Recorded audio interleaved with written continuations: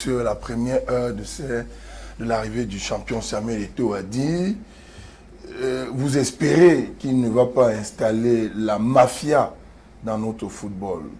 Aujourd'hui, au vu des résultats, au vu des sélections des listes à polémique, est-ce que le cours de l'histoire ne vous donne pas progressivement raison dans vos dénonciations? Non, il ne s'agissait pas de traiter notre petit frère Samuel de mafieux. Il ne s'agissait pas de ça. Il s'agissait pour nous qui avons été radicalement opposés aux différentes équipes à la tête de la fédération depuis Iya Mohamed, d'expliquer qu'ils faisaient tout, eux, pour leurs propres intérêts et non pour le football camerounais. Moi, je fais partie de ceux qui sont allés au stade très jeunes. En 1978, Bamboutos de Bouddha est en deuxième division. Bamboutos joue les Interpools à Douala. Premier match, Bamboutos présence de Boya. Il y a pratiquement 80 000 spectateurs dans un stade de 40 000 places. Je dis premier match, Bamboutos présence de Boya. En 1976, Bamboutos est en deuxième division. Bamboutos joue les 32e de finale. Ici au stade de la Réunification contre une équipe qu'on appelait Nyon et Kele FC. Les deux sont en deuxième division. Le stade de la Réunification est archi plein. Donc moi j'ai connu cette période-là, j'avais 6-7 ans, mon père m'a amené au stade. J'ai connu cette période du football camerounais où les Camerounais allaient, les stades étaient pleins pour des matchs de deuxième division. Et progressivement, les Camerounais ont commencé à se détourner du football camerounais. Pourquoi ils ont commencé à se détourner du football camerounais? Tout simplement parce que le spectacle a commencé à partir. On a vu des matchs se jouer dans des arrangements bizarres. On a vu beaucoup de joueurs commencer à s'expatrier. L'État même, lui, à un moment donné, s'est désengagé. Les présidents de fédération sont devenus des hommes politiques. La FIFA fait ce que nous avons toujours contesté, d'expliquer que le football doit être tout à fait dans une gestion autonome. L'État n'a plus un droit de regard au sein des fédérations. Et nous sommes le seul continent où la FIFA est venue imposer ça. Pourquoi?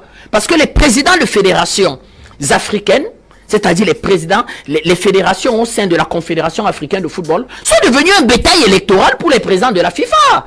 Nous en avons 54 fédérations à l'intérieur de la CAF, dont nous avons en termes de suffrage, en termes de poids électoral, le plus grand poids électoral, dont la FIFA va venir installer, et partout vous allez regarder, dans tous les États africains où on va installer ça, crise terrible.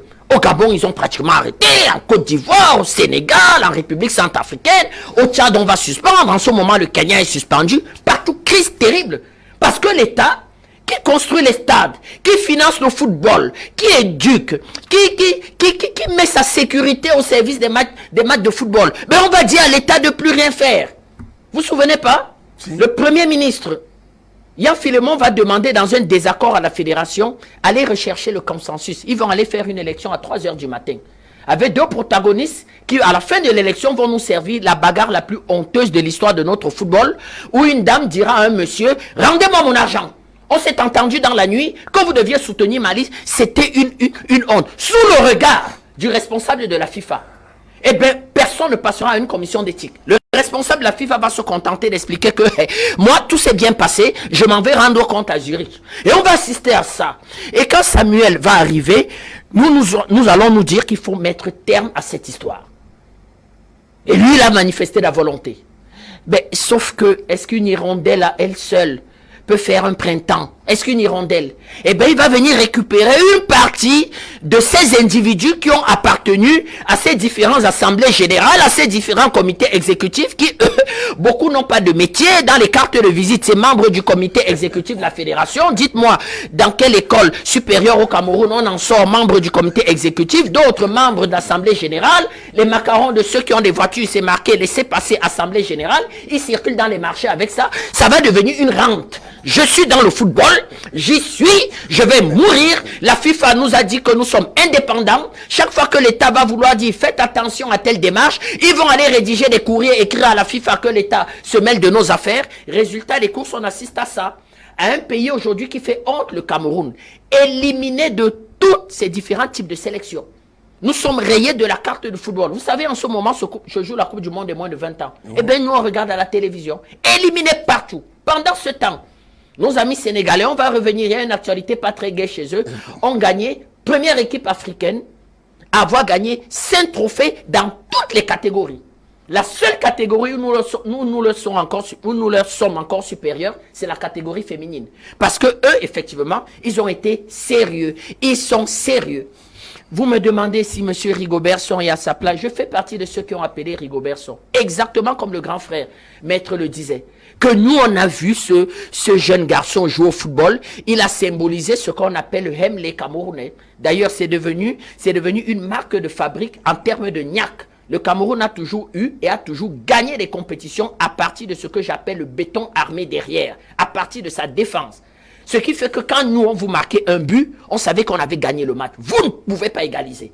Donc, Son a symbolisé ça. Il a pris l'héritage d'Ndjeya Brice, d'Ndoumbeleya François, d'Akono Jean-Paul, d'Mbappé Lépé, de toute cette tradition de joueurs qui ont mis le drapeau du Cameroun très haut, avant même à la limite que je ne naisse. Mais qu'est-ce qu'on voit faire aujourd'hui à la sélection? Quelqu'un qui manque totalement de personnalité. Totalement de personnalité. On se demande même si c'est la même personne. C'est vrai qu'entre-temps, il a été fortement attaqué sur le plan santé, mais on s'est dit qu'il allait lui rester quand même un minimum de pouvoir pour pouvoir discipliner son groupe. Eh bien, le groupe ne se porte pas bien. Le groupe ne se porte pas bien. Notre équipe nationale est malade. Et on continue à vouloir prendre du sparadrap et à mettre sur des espèces de plaies qui ne vont pas très bien et à rêver qu'on va se faire une bonne compétition. Il faut faire très attention. Nous risquons de perdre le match contre le Burundi et ne pas nous qualifier pour la Coupe d'Afrique des Nations. Est-ce que le Cameroun l'acceptera?